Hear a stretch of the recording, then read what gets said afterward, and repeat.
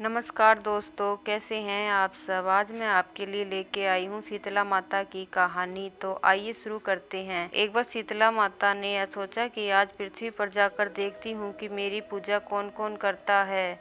यह सोचकर शीतला माता राजस्थान के डूंगरी गांव में एक बूढ़ी का रूप बनाकर आई। तो शीतला माता सारे गांव में घूम रही थी तो किसी ने अपने घर के ऊपर से शीतला माता पर चावल का खौलता हुआ गर्म पानी डाल दिया। इससे माँ के शरीर पर फफोले हो गए। शीतला माता सारे गांव में इधर उधर भागने लगी कि कोई मेरी मदद करो, मेरा पूरा शरीर जल रहा है। परंतु किसी ने भी माँ की मदद नहीं की।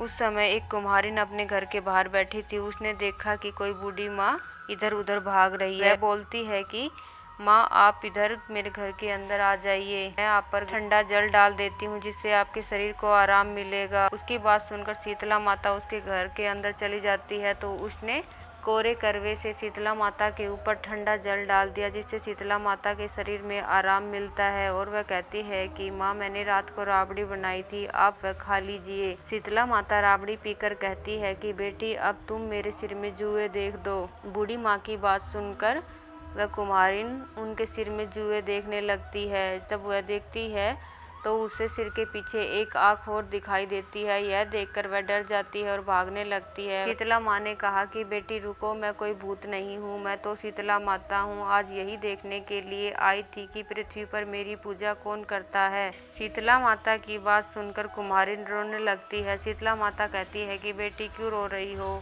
वह कुम्हारिन कहती है कि माँ, मैं इतनी दरिद्र हूँ कि तुम्हारे बैठाने के लिए ना तो मेरे घर में कोई चौकी है और न ही कोई आसन। मेरे तो घर में चारों तरफ दरिद्रता ही दरिद्रता है।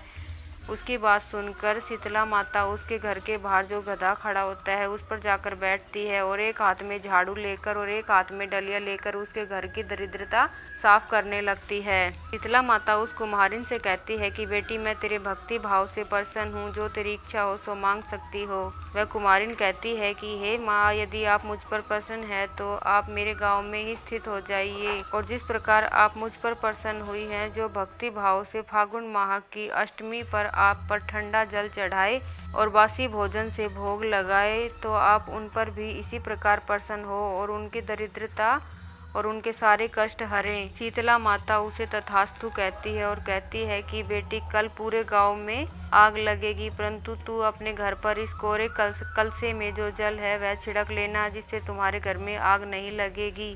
वह दूसरे दिन वैसा ही करती है जैसा शीतला माता ने कहा। पूरे गांव में आग लग जाती है और सबके घर जल जाते हैं, परंतु उसका घर नहीं जलता।